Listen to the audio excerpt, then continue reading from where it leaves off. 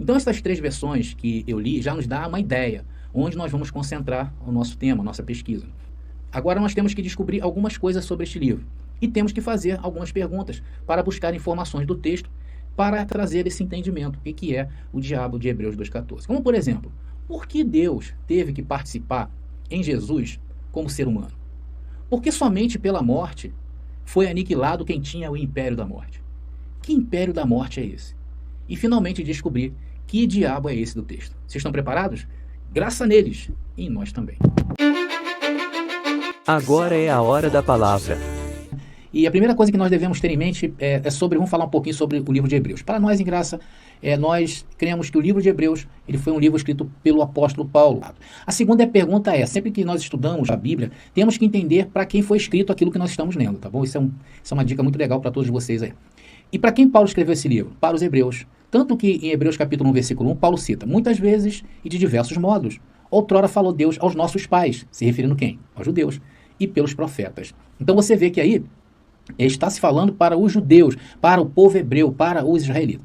Uma outra dúvida que paira em nossa cabeça quando nós falamos assim, que esse livro foi direcionado a um povo e não para nós. O que significa isso?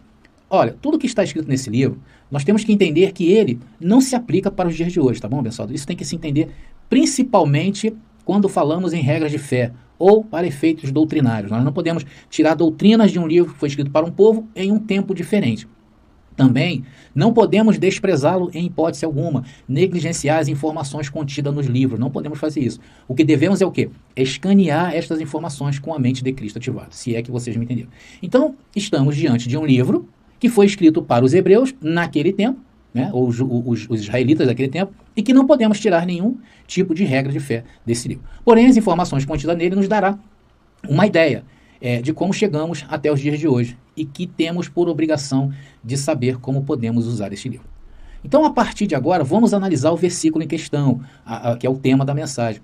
Logo na primeira frase desse Hebreus capítulo 2, 14, nos dá uma série de informações, que diz, porquanto os filhos participam da mesma natureza, da mesma carne e do sangue, também ele, no caso ali, está falando de Jesus Cristo, né? Ou seja, a primeira vinda de Jesus ao mundo.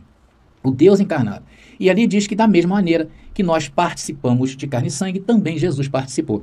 E é interessante que essa expressão participar é muito importante saber disso.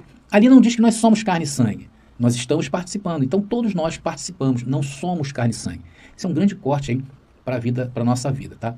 Então, tudo isso, né, todas essas coisas, ela começou lá no Jardim do Éden. Quando Deus importou para o homem, né, no caso lá Adão, ele trouxe ao mundo o quê? A sua imagem e semelhança. Não foi assim que Deus fez o primeiro homem à imagem e semelhança? Só que a imagem e semelhança de Gênesis é muito mais abrangente do que nós podemos imaginar. Então, quando o homem ele manifestou o bem e o mal, o Senhor disse a ele, em Gênesis capítulo 3, versículo 12, super interessante isso aí, que diz, e o Senhor Deus disse, eis que o homem se tornou como um de nós, conhecedor do bem e do mal. Então isso aí demonstra, né, que nós estamos com o pensamento correto. Então nesse momento se manifestou o que o próprio Deus plantou no primeiro casal lá de ser humano no Jardim do Éden. E isso representou a morte. Tanto que Paulo, em Revelação, disse lá em Romanos capítulo 5, versículo 12, por isso, como por um só homem, entrou o pecado no mundo, ou seja, Adão, e pelo pecado, a morte. Assim a morte passou a todo o gênero humano, porque todos pecaram.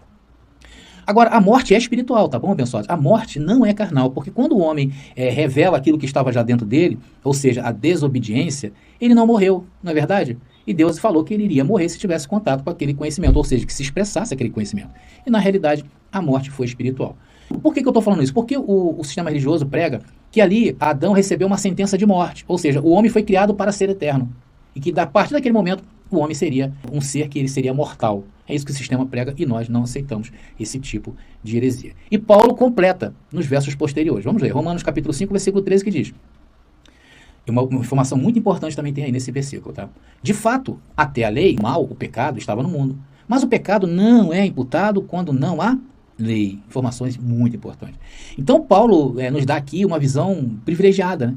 O conhecimento do mal entrou no mundo por um homem, Adão. E desde Adão até Moisés, o homem continuou expressando mal.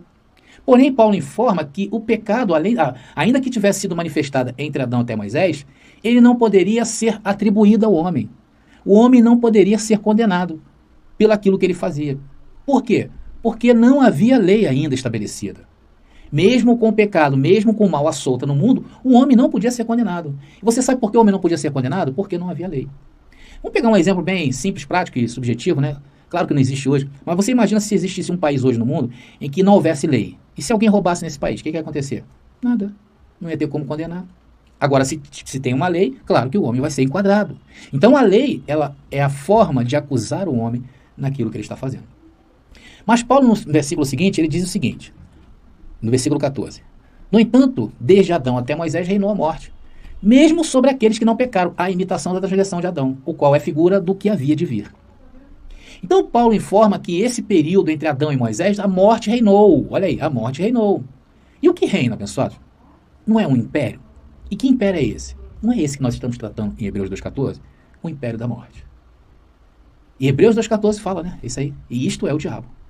Mas será que o diabo aqui é aquele que a igreja plantou, a falsa igreja plantou na mente das pessoas, né? Esse diabo de tridente, que só se manifesta lá também? Será que é isso? Que essa falsa igreja vem pregando há 2000 anos? Claro que não. Esse diabo aí, inclusive, é antibíblico. Não tem na Bíblia esse diabo. E aí, a verdade é que quando aparece Moisés, quando surge no cenário Moisés, surge também com ele a lei. E Paulo diz que qual foi o surgimento, para que foi levantado a lei em Moisés. Romanos capítulo 5, versículo 20. Sobreveio a lei para que abundasse o pecado. Mas onde abundou o pecado, superabundou a graça. Então, neste tempo, lá, após ser levantado o império da morte, de Adão até Moisés, não havia como condenar, conforme eu estou repetido, às vezes, informando isso para vocês. Mas quando a lei surge no cenário, esse império ganhou força. Porque o que a lei fazia? Ela colocava o homem em condenação. Então, com a chegada da lei, o que houve foi um aumento, ou seja, a evidenciação do pecado. Ele tomou força. Romanos capítulo 7, versículo 7 diz: que diremos então? Que a lei é pecado? De modo algum. Mas eu não conheci o pecado senão pela lei. Porque não teria a ideia da concupiscência se a lei não dissesse não cobiçarás. Então vocês começam a entender. Quando Paulo expressa que sem lei não há como condenar o homem, não há condenação sem a lei de Moisés. Porque a lei, ela é aquilo que acusa. Paulo acaba de falar. Ele não saberia o que é pecado se a lei não dissesse para ele, não cobiçarás. Versículo 8. Foi o pecado, portanto, que aproveitando-se da ocasião que lhe foi dada pelo preceito, excitou em mim todas as concupiscências. Porque sem a lei, o pecado estava morto. Anota isso aí, amados. Muito importante. Anota essa frase. Tem frases que a gente tem que anotar. Sem a lei, o pecado estava morto. Agora vamos voltar lá ao texto 2,14, porque nós já descobrimos algumas coisas, né? Para matar aí a pergunta desse tema de hoje, para saber quem é o diabo de Hebreus 2,14. Nós descobrimos em Hebreus 2,14 que o império da morte reinou de Adão até Moisés. Até aí, o pecado estava no mundo. Porém, não havendo lei, não tem como condenar o homem. Ou seja, o pecado perde a força. Vimos também que Moisés, através de Moisés, Deus levantou a lei, a Torá, a lei de Deus, a lei de Moisés, que é do próprio Deus. E essa lei, ela dialogava com o homem. Por isso que Paulo falou, se não houvesse lei, eu não saberia que eu estava cobiçando. A realidade é essa. Então o homem, através do corpo de carne, exercia a maldade. E lá estava o acusador que apontava para o homem. E quando Deus revela a Moisés sua lei, ele já sabia que o homem não teria como cumpri-la por causa da carne já contaminada. E que esse império da morte tinha o acusador, conforme Romanos 7,7 que eu li. Né? O acusador estava lá, não cobiças. E nós, lá Paulo informa que nós cobiçávamos. Então a lei, ela acusava o homem. E olha, segundo o dicionário grego, a palavra diabo, que é diabolos em grego, me diz que ela quer dizer que é o acusador. Diabo é o acusador. E isso já nos começa a dar uma ideia melhor do que seja o diabo de Hebreus 2,14. Então Deus determina que essa acusação só sairia se houvesse derramamento de sangue. Foi por isso que ele veio participar de carne e sangue. Por quê? Abençoados, uma vez por ano, os judeus se reuniam para fazer a propiciação, o perdão dos pecados. Veja o que Paulo revela em Hebreus capítulo 9, versículo 22, que diz: aliás, conforme a lei, o sangue é utilizado para quase todas as purificações. E sem a efusão de sangue, sem o derramamento de sangue, não há perdão. Na lei, não haveria perdão se não houvesse derramamento de sangue. E o que nós víamos? Continuamente eram oferecidos sacrifícios para que fosse o pecado do povo. Porém, o acusador ainda continuava de pé. Bastava aquela noite de propiciação, aquela noite de perdão que o sumo sacerdote, todo Israel, fazia, para no dia seguinte já estar em condenação de novo.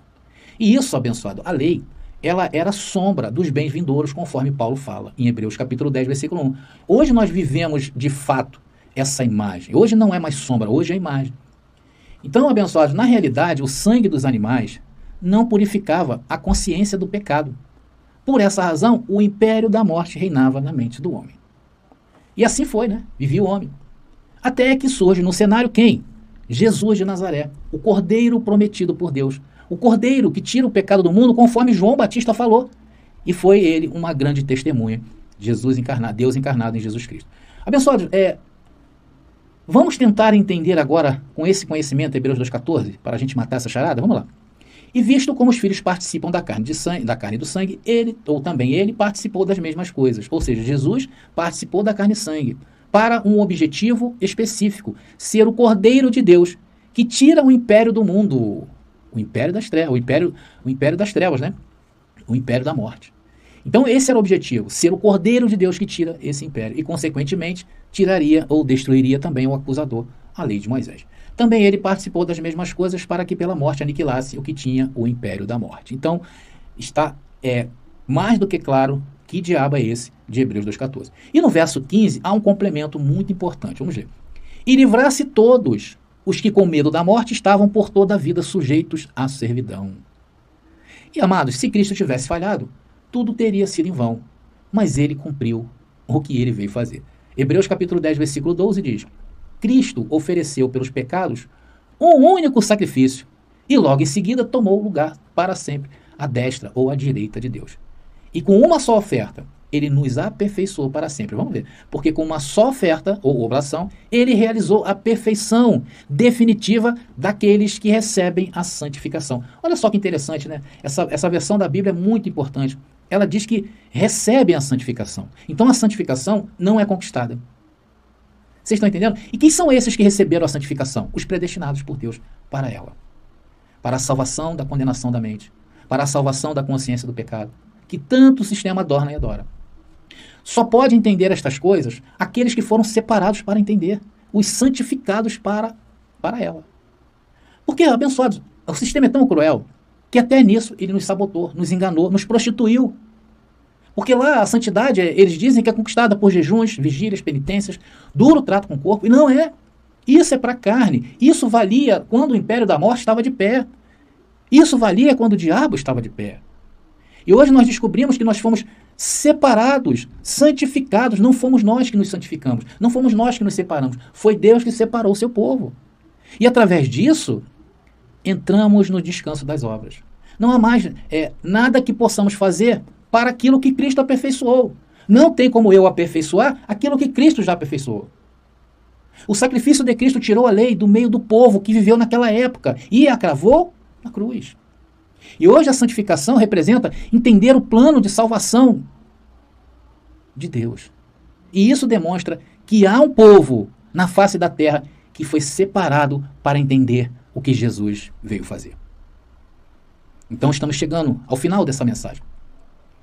Vimos que hoje estamos vivendo os melhores dias, pois estamos no reino do Filho do seu amor e não estamos no império da morte. No império da morte, hoje está o sistema religioso, que representa o mundo e seus enganos. Descobrimos que a lei foi levantada para condenar o homem e que ela acusava o homem do seu mal e, consequentemente, o seu pecado. Sabíamos que o homem nunca atingiria esse grau de perfeição se Jesus não viesse e destruísse o que tinha o império da morte e aniquilasse também o diabo. E o diabo, de Hebreus 2,14, foi a lei de Moisés.